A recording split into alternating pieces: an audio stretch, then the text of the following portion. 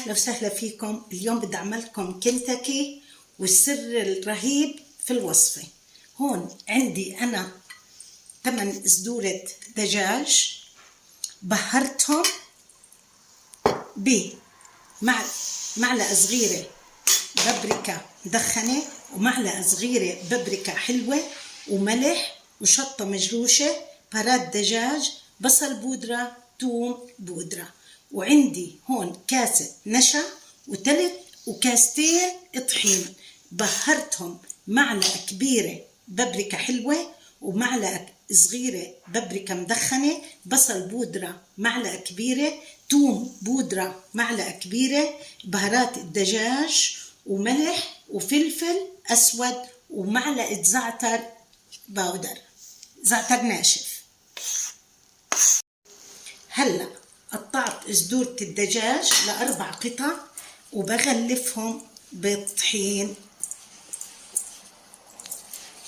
كويس.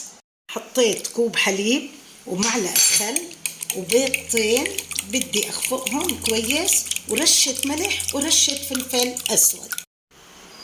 وبعد الطحين بغطسهم بالبيض وبعدين بالطحين كمان مرة.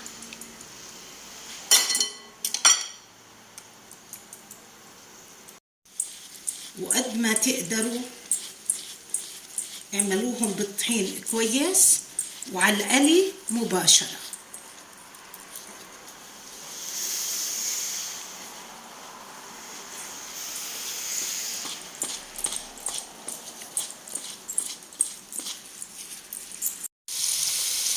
وهي أنا بقلي الزيت حامي وهلا بخليه وسط.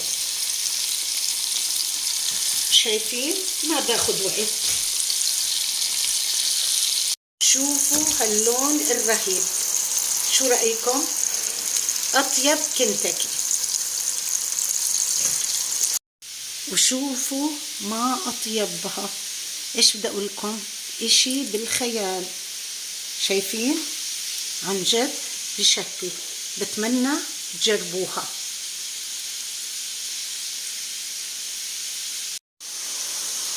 وشوفوا الزكاوي، صراحة بشهي. حطيت مايونيز وخردل وكاتشب الصوص. بتمنى تجربوها وإن عجبكم دقوا القلب. أطيب وأنظف كنتاكي بالعالم. بتمنى تجربوا. يعطيكم ألف عافية.